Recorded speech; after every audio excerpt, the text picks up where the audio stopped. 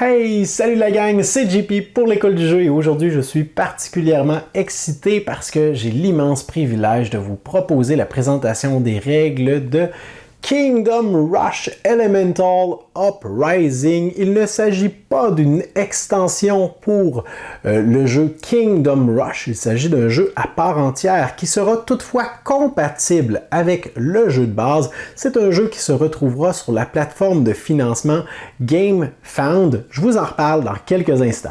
L'école du jeu, en partenariat avec la boutique L'Imaginaire, au-delà de vos attentes.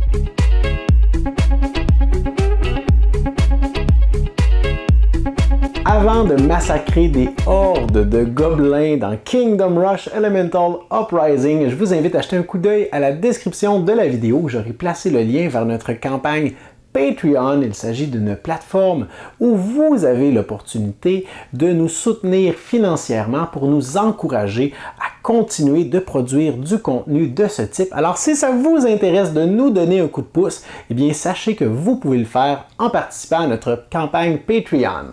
Nous voici donc devant Kingdom Rush Elemental Uprising, ce jeu pour 1 à 4 joueurs qui sera disponible sur la plateforme GameFound à partir du 9 février.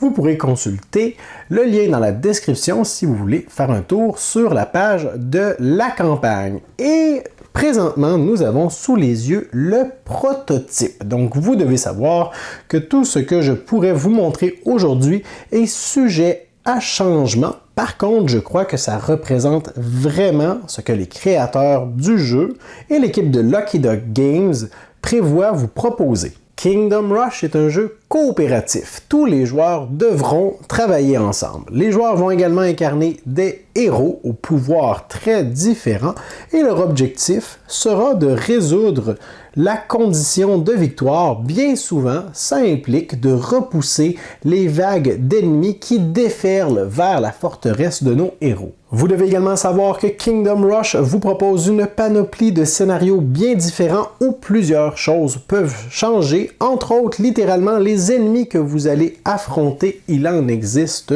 tout plein. Alors ces cartes sont bien évidemment recto verso, mais je vous garde tout de même quelques surprises. L'ordre dans lequel vous allez les affronter peut changer. La disposition du plateau central aussi avec ses nombreuses tuiles qui en plus sont recto verso. Et on peut également avoir des conditions de victoire différentes d'un scénario à l'autre. En début de partie, les joueurs devront choisir un personnage. Il en existera 5 bien différents. Chaque personnage a son plateau de jeu, ses capacités de points de vie ou de déplacement, ses attaques de base, ses habiletés spéciales qu'il peut activer en cours de partie, des règles qui s'appliquent seulement à lui, sa figurine, et chaque joueur va également en début de partie récupérer une main de cartes tour auxquelles il aura accès dès le début de la partie, en plus de sa carte d'activation de personnage. Une partie de Kingdom Rush est composée d'une succession de plusieurs tours. Chacun de ces tours est divisé en 6 phases distinctes et on va répéter les tours et ces phases jusqu'à la fin de la partie qui peut être soit déclenchée par la condition de victoire qui est rencontrée ou par un élément plus malheureux causant la défaite de tous les joueurs. La première phase d'un tour est l'apparition des hordes ennemies. En début de partie, les éléments de la mise en place vous indiqueront précisément les cartes à positionner dans ces petits plateaux ainsi que les endroits où les mettre en jeu. Dès que vous serez prêt à débuter la partie, vous pourrez les retourner. Une fois que ce sera fait, eh bien, vous allez avoir les différentes créatures que vous allez affronter pour la première vague. Pour les vagues suivantes, une fois que vous serez de retour à cette phase, vous devrez faire apparaître les créatures à partir des points d'apparition. En commençant toujours par le premier, puis en passant au deuxième et peut-être éventuellement au troisième point d'apparition. Si la carte illustre un sablier, c'est un événement qui va se résoudre immédiatement lorsque vous le retournerez. S'il s'agit d'une créature, eh bien vous allez la retourner, l'insérer dans son petit cadre comme ceci et vous allez l'insérer à la suite en suivant le chemin. S'il n'y a plus de place pour faire apparaître une nouvelle créature, eh bien, elle va dépasser toutes les autres et va être placée dans le prochain emplacement disponible. La deuxième phase est celle où les joueurs auront l'opportunité de jouer les cartes qu'ils ont en main, soit les cartes tours ou bien la carte d'activation de leur héros. Et cette phase peut se faire dans n'importe quel ordre, simultanément entre tous les joueurs, pourvu que lorsqu'on met une carte en jeu, on puisse immédiatement en résoudre les effets. À leur tour, eh bien, les joueurs vont consulter les cartes qu'ils ont en main, vont en sélectionner une et vont la placer sur un site de construction de leur couleur. Alors, si on a un joueur qui incarne la couleur verte, seulement les emplacements zones de construction de sa couleur sont disponibles. Dès qu'un joueur construit une tour dans sa zone de construction, il doit en appliquer les effets. Ce qu'on doit consulter à ce moment, c'est la zone qui va être touchée par l'effet de la tour. Dans ce cas-ci, on doit suivre la direction de la flèche. C'est cette tuile horde qui sera la cible des mystiques. Et on a également la forme de la tuile qui doit être placée sur la carte horde. Le petit symbole ici nous indique qu'on peut retourner cette tuile dans n'importe quel sens. Alors, je pourrais très bien venir placer la tuile juste ici, sachant que mon objectif est de recouvrir tous les emplacements qui sont occupés par des ennemis présentement.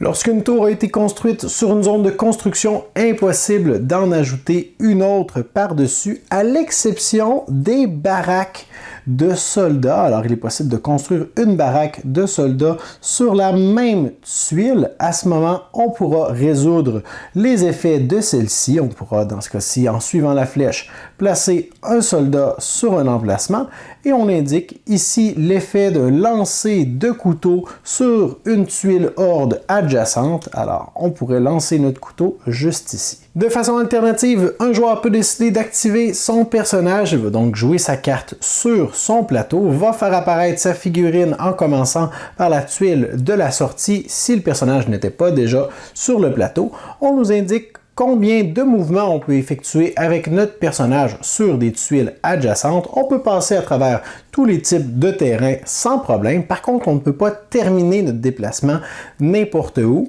Et on peut même décider de terminer notre déplacement littéralement sur une tuile horde, c'est-à-dire qu'on va engager le combat rapproché avec eux. L'avantage de faire ça, c'est que la base de notre figurine est de taille parfaite pour recouvrir certains emplacements. Après ou avant le déplacement, un héros peut effectuer une action. Plusieurs opportunités s'offrent à lui. L'une de celles-ci, c'est d'effectuer une attaque basique qui aura lieu directement sur la tuile avec laquelle il est engagé s'il s'agit d'une attaque au corps à corps. Alors, on nous indique ici qu'on peut placer ces deux types de tuiles et qu'en plus, on peut les retourner dans le sens qui nous plaît. De façon alternative, le héros aurait pu décider d'effectuer une de ses habilités bien précises juste ici. Une fois qu'elle aura été résolue, on devra la retourner. Et éventuellement, il est possible que notre héros commence à être amoché ou que ses habilités soient pas mal tous épuisées. À ce moment, il pourrait décider de se reposer comme action. Il regagnerait donc tous ses points de vie et réactiverait ses tuiles. Lors de la phase numéro 2, il est possible que des joueurs décident tout simplement de ne pas jouer les cartes pour une raison ou pour une autre. À ce moment, ils ont l'opportunité de les améliorer. Pour ce faire, ils vont prendre la carte en question, vont la remettre dans la pile correspondante et vont l'améliorer en prenant une carte de la pile suivante. On remarque que les cartes sont classées par catégorie, mais également par niveau. On a toutes les cartes de niveau 1, de niveau 2, de niveau 3 et même de niveau 4. Les cartes de niveau 1 sont très nombreuses, alors que les cartes de niveau 4 sont uniques. Je prendrai donc une carte de niveau 2 de même type que celle que j'ai replacée.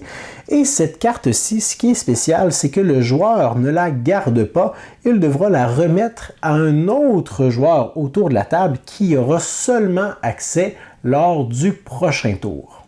Lorsque tous les joueurs auront effectué toutes les actions qu'ils le désirent ou qu'ils le peuvent, on passe à la troisième phase, la phase dans laquelle on doit consulter l'état des tuiles horde. Si tous les ennemis d'une tuile horde ont été recouverts, cette tuile est vaincue. Ce qu'on va faire, c'est qu'on la récupère, on va retirer tous les éléments qui s'y trouvent et nous allons la retourner pour consulter notre récompense. Dans ce cas-ci, on nous indique précisément qu'on touche une pièce d'or. Alors, les pièces d'or seront bien utiles un peu plus tard en cours de partie, mais il est possible également qu'on rencontre des ennemis qui nous laissent choisir, lorsqu'elles sont vaincues, entre des pièces d'or ou des diamants. Il y a même certaines cartes qui vont nous donner littéralement des diamants.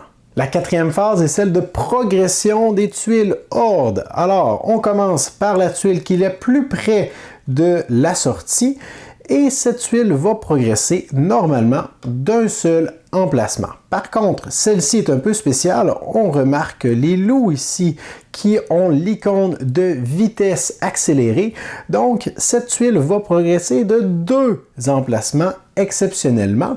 Si l'emplacement est occupé par un héros, pas de problème, le héros va être déplacé dans une zone adjacente. On passe ensuite à la prochaine tuile qui normalement avancerait d'un seul emplacement. Par contre, celle-ci a quelque chose de spécial, c'est qu'elle est présentement engagée avec un soldat. Alors la tuile va rester en place puisque ses ennemis sont occupés à combattre le soldat. Par contre, une mauvaise nouvelle pour notre petit soldat, celui-ci va périr lors de son engagement avec la tuile. Par contre, elle reste au même endroit. La même chose arriverait également si c'était un héros qui était engagé avec une tuile Horde. Par contre, il subirait une blessure. En tout temps, lors de cette phase, si une tuile Horde pénètre dans la zone forteresse juste ici, nous allons subir des points de dégâts équivalents au nombre d'ennemis qui sont encore visibles sur cette tuile. Donc, dans ce cas-ci, on perdrait 2 points de vie et la tuile est automatiquement vaincue. Par contre, on ne touchera pas de récompense pour celle-ci. La 5e phase est celle où tous les joueurs vont récupérer ce qui leur appartient, donc toutes les cartes tours qu'ils ont mis en jeu sur leur zone construction leur revient en main. Tous les joueurs vont faire ça. Et même principe, si une carte lors de ce tour avait été placée juste ici parce qu'elle avait été améliorée par un autre joueur, c'est à ce moment que le joueur qui l'a reçu la reprendrait en main. La 6e et dernière phase est celle où les joueurs peuvent dépenser les ressources qu'ils ont accumulées jusqu'à présent. Donc, 2 options s'offrent à eux, utiliser les cristaux ou les pièces d'or. Les cristaux vont leur permettre d'acheter des tours qu'ils vont pouvoir ajouter à leur main. Alors, pour 2 cristaux, un joueur peut décider d'acheter n'importe quel tour de niveau 1. À noter que ces ressources appartiennent à tous les joueurs. Alors la décision doit être commune quant à leur utilisation, mais également quant à qui va recevoir la tour qui aura été achetée. De façon alternative, il serait possible de payer 3 cristaux pour récupérer n'importe quel tour de niveau 2. Les pièces d'or, quant à elles, sont une nouvelle ressource qui a été introduite dans Elemental Uprising. Et ces pièces d'or vont vous donner l'opportunité d'acheter des améliorations qui vous coûteront chacune 2 pièces d'or. Ces améliorations sont des autocollants non permanents. Alors, vous pouvez les enlever et les appliquer sur vos tours sans vous soucier de quoi que ce soit. Les autocollants s'enlèvent entre chaque partie sans problème. Et la partie continue de se dérouler comme ça. Après les 6 phases, on passe au prochain tour, on fait apparaître de nouveaux ennemis, on résout les événements et on continue comme ça jusqu'à la dernière vague où tous les ennemis auront été mis en jeu.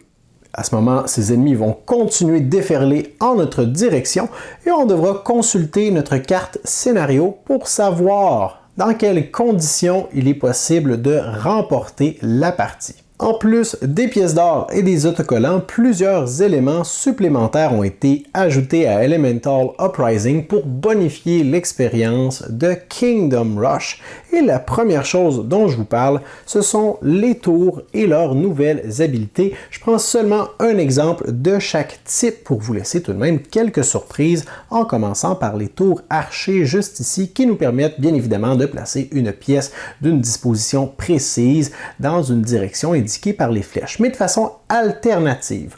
On peut décider d'utiliser l'habilité de portée parfaite. Pour cela, on devra sacrifier un des emplacements de notre tuile, c'est-à-dire qu'on va placer une tuile un peu plus petite, mais par contre, l'habilité de portée parfaite nous permet d'ignorer complètement les flèches de notre tuile et de placer notre tuile de dégâts n'importe où sur le plateau. On a également quelque chose de spécial avec les tours des mages, du moins au niveau 4.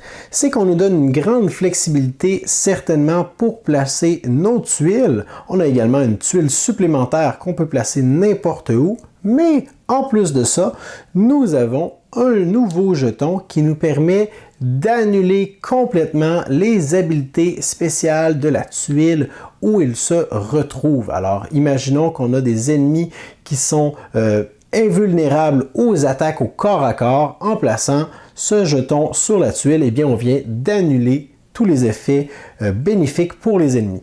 Nous avons ensuite l'effet Blast. Alors, l'effet Blast, ce que ça fait, c'est que normalement, on sélectionne l'une des tuiles Horde qui est dans la portée de la tour et on y place notre tuile de dégâts, comme ceci, et c'est terminé. L'effet Blast, en fait, c'est que toutes les hordes qui sont dans la portée de la tour vont recevoir une tuile de dégâts. Alors, je pourrais en placer une ici et une ici. Et si j'avais même une autre tuile horde ici, elle serait dans la portée de la tour. Je pourrais également y placer une autre tuile de dégâts.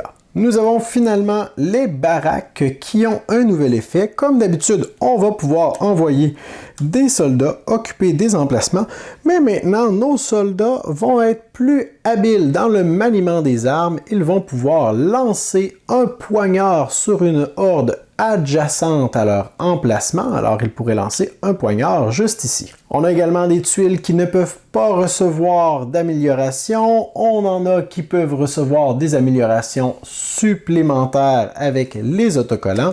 Nous avons toutes sortes de nouvelles habilités et protections pour les ennemis. On a même inclus des mini-boss. Alors les mini-boss qui seront particulièrement difficiles à battre et qui vont même avoir la possibilité d'effectuer des attaques vraiment très mesquines contre votre royaume et qui pourraient vous pénaliser fortement. Et finalement, on a plusieurs tuiles environnement. Alors présentement ici, vous voyez les fleurs, mais il en existe d'autres. Alors je ne vous en ai pas parlé jusqu'à présent. C'est qu'une action qu'un joueur peut effectuer à son tour, c'est qu'il peut déplacer son héros sur cette tuile et activer la fleur en question. La fleur va donc provoquer une attaque à distance ayant une portée parfaite de 2 tuiles de cette couleur. On pourra donc placer les tuiles de dégâts sur 2 hordes différentes. Alors voilà pour ce qui était de la présentation des règles de Kingdom Rush Elemental Uprising. J'espère que vous avez apprécié cette vidéo et qu'elle vous aura été utile. Si c'est le cas, laissez-moi un pouce vers le haut. Laissez-moi vos questions et commentaires également sous la vidéo. Faites un tour sur la campagne GameFound du jeu pour avoir toutes les informations supplémentaires concernant celui-ci, les différents stretch goals qui pourraient être débloqués également.